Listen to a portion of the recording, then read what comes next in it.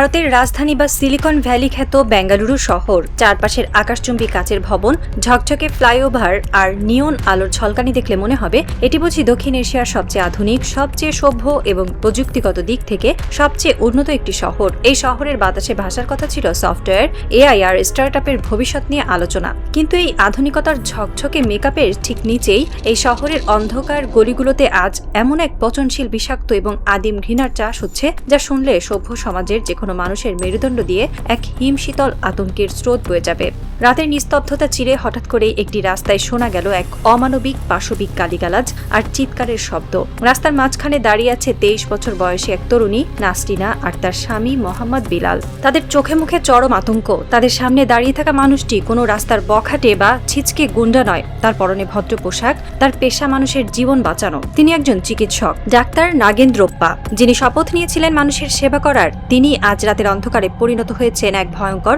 রক্তপিপাসু দানবে। তার চোখের দৃষ্টিতে কোনো দয়া নেই, আছে কেবল এক উগ্র, অন্ধ এবং পৈশাচিক জাতীয়তাবাদের নেশা। আর এই নেশার বশবর্তী হয়ে তিনি এমন এক কাণ্ড ঘটিয়ে বসলেন যা শুধু বেঙ্গালুরুর মাটিতে নয়, হাজার কিলোমিটার দূরে বাংলাদেশের প্রতিটি সাধারণ মানুষের বুকেও এক চরম সতর্কবার্তার সাইরেন বাজিয়ে দিল।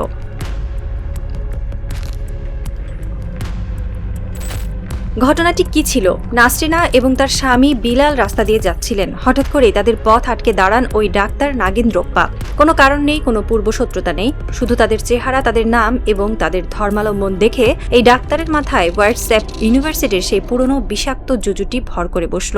তোরা অবৈধ, তোরা বাংলাদেশি অনুপ্রবেশকারী। এই একটি ভিত্তিহীন কাল্পনিক সন্দেহের উপর ভর করে ডাক্তার নাগেন্দ্রপ্পা শুরু করলেন এক বীভৎস তাণ্ডব। নাসরিনা এবং বিল্লাল বারবার স্থানীয় কান্নাটা ভাষায় কথা বলে বোঝানোর চেষ্টা করছিলেন। তারা অত্যন্ত স্পষ্ট এবং নিখুঁত কান্নাটা ভাষায় ওই ডাক্তারকে বলছিলেন, আমরা কোনো বিদেশি নই, আমরা দীর্ঘ 20 বছর ধরে এই বেঙ্গালুরুতেই বসবাস করছি, এই মাটি আমাদেরও। কিন্তু উগ্রবাদের নেশায় যখন কোনো মানুষের মগজ পচে যায়, তখন সে আর কোনো লজিক বা যুক্তি শুনতে পায় না। স্থানীয় ভাষা, প্রমাণ বা অনুনয় বিনয় কোনো কিছুই ডাক্তার নাগেন্দ্রপ্পাকে শান্ত করতে পারল না। তিনি নাসরিনার শ্লীলতাহানি করলেন, প্রকাশ্য রাস্তায় একজন নারীর গায়ে হাত তুললেন। স্বামী বিলাল যখন স্ত্রীকে বাঁচাতে এলেন, তখন এই শ্বেত শুভ্র পেশার মানুষটি তাকে অকথ্য ভাষায় গালিগালাজ শুরু করলেন। শুধু গালি দিয়েই ক্ষান্ত হননি, তিনি কিল, ঘুষি ও লাথি মেরে তাদের শারীরিকভাবে চরম নির্যাতন করলেন এবং সবশেষে দিলেন সেই ভয়ঙ্কর হুমকি, তোদের প্রাণে মেরে ফেলবো। একটি স্বাধীন গণতান্ত্রিক দেশের রাস্তায় শুধুমাত্র বাংলাদেশি সন্দেহে খোদ সেই দেশের নাগরিকদের ওপর এমন পৈশাচিক হামলা প্রমাণ করে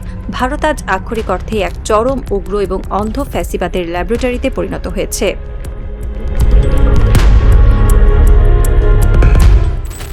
এই ঘটনাটি কেবল একটি রাস্তার মারামারি বা বিচ্ছিন্ন অপরাধের চিত্র নয়। আন্তর্জাতিক ভূরাজনীতি এবং সমাজবিজ্ঞানের আতশ কাচের নিচে এটি হল ভারতের বর্তমান পচনশীল সমাজের এক নিখুঁত এবং নগ্ন এক্স-রে রিপোর্ট। সবচেয়ে ভয়ঙ্কর এবং শিউরে ওঠার মতো বিষয়টি হল এই অপরাধীর পেশা। তিনি একজন চিকিৎসক, যার গলায় স্থেথোস্কোপ ঝোলার কথা, যার হাত দিয়ে মানুষের জীবন বাঁচার কথা। সেই মানুষটির মগজে যদি এত পরিমাণ বিষ, এত পরিমাণ অ্যান্টি বাংলাদেশি বা বাংলাদেশ বিরোধী ঘৃণা লুকিয়ে থাকে, তবে তা এক অকল্পনীয় আতঙ্কের জন্ম দেয়। একবার চোখ বন্ধ করে দৃশ্যটি কল্পনা করুন তো। প্রতি বছর বাংলাদেশ থেকে লাখ লাখ মানুষ উন্নত চিকিৎসার আশায় নিজেদের শেষ সম্বলটুকু বিক্রি করে ভারতে ছুটে যান। তারা ভাবেন ভারতের ডাক্তাররা হয়তো তাদের জীবন বাঁচাবেন।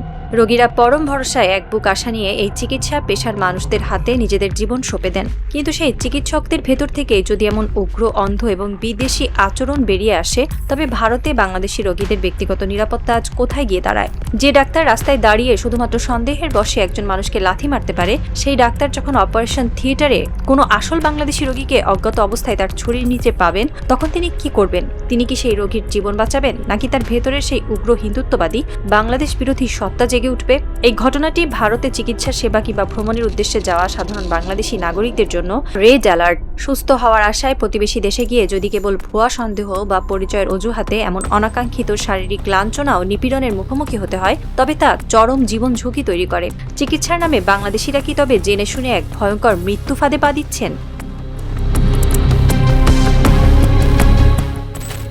এই পৈশাচিক হামলার পর কি হলো? রাস্তায় থাকা সিসিটিভি ক্যামেরা এবং সাধারণ মানুষের ধারণকৃত ভিডিও সামাজিক যোগাযোগ মাধ্যমে ভাইরাল হয়ে গেল। পুরো ভারত জুড়ে, এমনকি আন্তর্জাতিক মহলেও এই বর্বরতার তীব্র সমালোচনা শুরু হলো। ভিডিওর অকাট্য প্রমাণের মুখে পড়ে বেঙ্গালুরু পুলিশ বাধ্য হলো ওই ডাক্তার নাগেন্দ্রপ্পাকে গ্রেপ্তার করতে। তার বিরুদ্ধে মামলাও দায়ের করা হলো। সাধারণ মানুষ হয়তো ভেবেছিল, যাক, অন্তত আইন তো তার কাজ করছে, অপরাধী তো ধরা পড়ছে। কিন্তু ভারতের বর্তমান রিগড সিস্টেম বা জালিয়াতির বিচার ব্যবস্থার আসল কুৎসিত চেহারাটি বেরিয়ে এলো ঠিক পরদিনই ডাক্তার নাগেন্দ্রপ্পা আদালত থেকে জামিন পেয়ে বুক ফুলিয়ে হাসি মুখে বেরিয়ে এলেন। কি চমৎকার এক আইনি সার্কাস! প্রকাশ্য রাস্তায় একজন নারীর শ্লীলতাহানি, শারীরিক নির্যাতন এবং হত্যার হুমকি দেওয়ার মতো অজামিনযোগ্য অপরাধ করার পরও শুধুমাত্র তার গায়ে হিন্দুত্ববাদী এবং উগ্র জাতীয়তাবাদী তকমা থাকার কারণে সিস্টেম তাকে এক রাতের মধ্যেই মুক্ত করে দিল।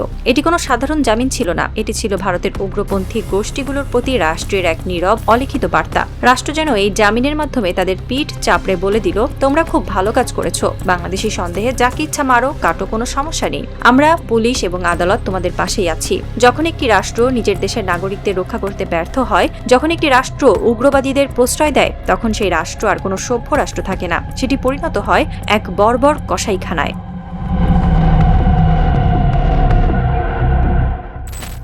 এই ঘটনাটি আমাদের দেশের নীতি নির্ধারক এবং সাধারণ মানুষের চোখের সামনের এক বিশাল মায়াজাল ছিঁড়ে ফেলেছে।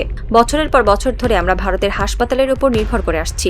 আমাদের দেশের মানুষ ভিসা পাওয়ার জন্য ঘন্টার পর ঘন্টা লাইনে দাঁড়ায়, দালালদের টাকা দেয়, বর্ডারে বিএসএফ এর গালি শোনে। শুধু চিকিৎসা খাতেই প্রতি বছর বাংলাদেশ থেকে প্রায় 5 বিলিয়ন মার্কিন ডলার ভারতে চলে যায়। আমরা আমাদের কষ্টার্জিত বৈদেশিক মুদ্রা দিয়ে ভারতের অর্থনীতিকে চাঙ্গা করছি, তাদের হাসপাতালগুলোকে 5 স্টার রূপ দিচ্ছি, তাদের ডাক্তারদের কোটিপতি বানাচ্ছি। আর বিনিময়ে তারা আমাদের কি দিচ্ছে? তারা আমাদের দিচ্ছে ঘৃণা, অবজ্ঞা আর রাস্তায় ফেলে লাথি। যে দেশে আপনাকে মানুষ বলে গণ্য করা হয় না, যে দেশে আপনার পরিচয় জানলে ডাক্তার আপনার দিকে ঘৃণার চোখে তাকায়, সেই দেশে নিজের জীবন সঁপে দেওয়াটা কি চরম বোকামি এবং আত্মঘাতী সিদ্ধান্ত নয়? আমরা কি আমাদের ট্যাক্সের টাকা, আমাদের ঘামের টাকা দিয়ে এই উগ্রবাদীদের আরো শক্তিশালী করছি না?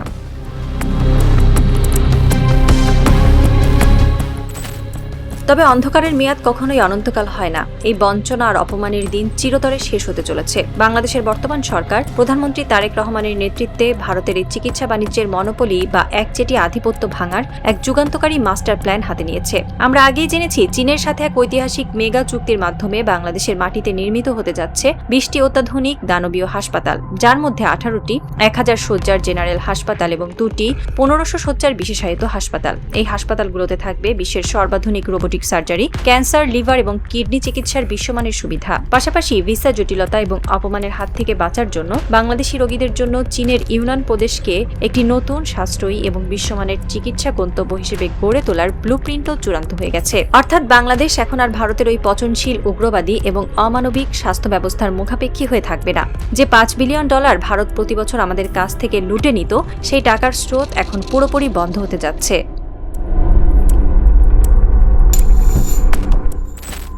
রাত শেষ হয়ে আসছে। বেঙ্গালুরুর সেই অন্ধকার গলিতে হয়তো আজ আর কোনো নাসরিনা বা বিলালকে লাথি খেতে হবে না, কিন্তু ডাক্তার নাগেন্দ্রপ্পার ওই লাথিটা কেবল ওই দম্পতিকে মারা হয়নি, ওই লাথিটা মারা হয়েছে ভারতের নিজের অর্থনীতির কফিনে। 1000 কিলোমিটার দূরে নয়াদিল্লির সাউথ ব্লকে আজ রাতের ঘুম হারাম। তাদের গোয়েন্দারা হয়তো বুঝতে পারছেন, ভারতের এই উগ্র হিন্দুত্ববাদ এবং বাংলাদেশি অনুপ্রবেশকারীর সস্তা রাজনীতি আজ ভারতের নিজস্ব মেডিকেল ট্যুরিজম খাতকে আক্ষরিক অর্থে গলা টিপে হত্যা করেছে। একটি ভূ কৌশলগত এবং মনস্তাত্ত্বিক থ্রিলার আজ তার সবচেয়ে চরম এবং শ্বাসরুদ্ধকর ক্লাইম্যাক্সে এসে দাঁড়িয়েছে। দাবার বোর্ডে ভারত তাদের ঘৃণার চালটি চেলেছে, কিন্তু ঢাকা আজ সেই চালের মোক্ষম জবাব দিচ্ছে সম্পূর্ণ এক নতুন, স্বনির্ভর স্বাস্থ্য কাঠামো গড়ার মেগা প্রজেক্ট দিয়ে। ভারতের চেন্নাই, ওয়েলোর আর কলকাতার হাসপাতালগুলো হয়তো খুব শিগগিরই বাংলাদেশি রোগীদের অভাবে খাখা করবে। তাদের কোটি কোটি টাকার ব্যবসা এক নিমিষেই ধুলোয় মিশে যাবে। অপেক্ষা কেবল আগামী দিনগুলোর, কারণ ইতিহাসের এই নতুন অধ্যায়ে বাংলাদেশ প্রমাণ করে দিয়েছে, যে দেশে আমাদের সম্মান নেই, সে দেশে আমরা এক পয়সাও আর খরচ করতে রাজি নই। আমাদের জীবন, আমাদের অর্থ, আমাদের সম্মান, সবকিছুর পাহারাদার আজ আমরা নিজেরাই। আর এই নীরব অর্থনৈতিক বয়কটের সামনে ভারতের দাদাগিরি কিভাবে তাসের ঘরের মতো ভেঙে পড়ে, তা দেখার জন্য প্রহর গুনছে পুরো দক্ষিণ এশিয়া।